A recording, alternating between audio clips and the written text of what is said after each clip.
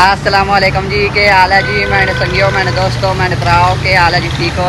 अल्लाह ताला तुसा सलामत रखे, आबाद रखे, आमीन सुमा आमीन। चलो जी, अज का विलाग शुरू करने हैं जी।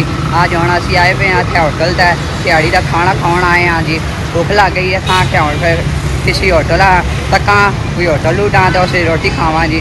और फिर कोई मिल गया, बहुत मुश्किल नाल मिलया, तो फिर हम अंदर बहने हैं। फिर सारे अंदर लगे गए, मैं विलाग शुरू करके अंदर होना, तो अंदर वो सारे बैठे पे रोटी शोटी खाते पे। फिर अंदर बहने पता नहीं हम कहीं जाई तो बैठे सुन अंदर तक कहने ये तक ना हो होटल आ गया। पेड़े पे बढ़ाते चाह भी बढ़ाते पे, और तो कोई पीजे तो पराठे बहुत चीज़ा हम बढ़ाते पे। अंदर बहने अबू ही पता नहीं कितना अबू है, अबू बैठे, अबू ही बैठे बैठे हो सही। कश्मीर कह रहे हो? हाँ, खाना खाना तो आके कवा पी ले, अभी चाह पी ले। अच्छा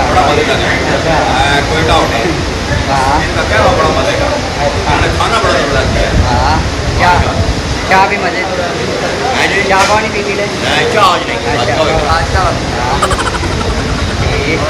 सही रोटी खा लिया। हाँ, मौसम ठीक, अच्छा भी है।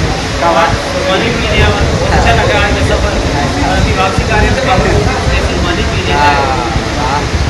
चलो रोटी शोटी को खाने अंदर तो रहने पर्दे साढ़े मैंने कहा जितना एक दो मैना पोसी माँ तो एक दो मैना पोसी इतने ही हो। हाँ, इतने ही बैठे पे, मैं अंदर बहना इतने ही बैठे हो।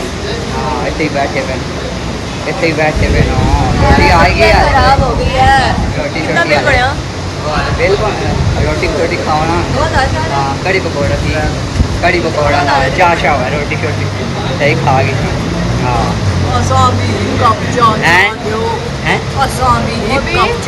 हाँ, एक कप चाय ना चाह दो जी। रोटी शोटी खाओ पहले, फिर चाह भी नाल ही मिल रहा।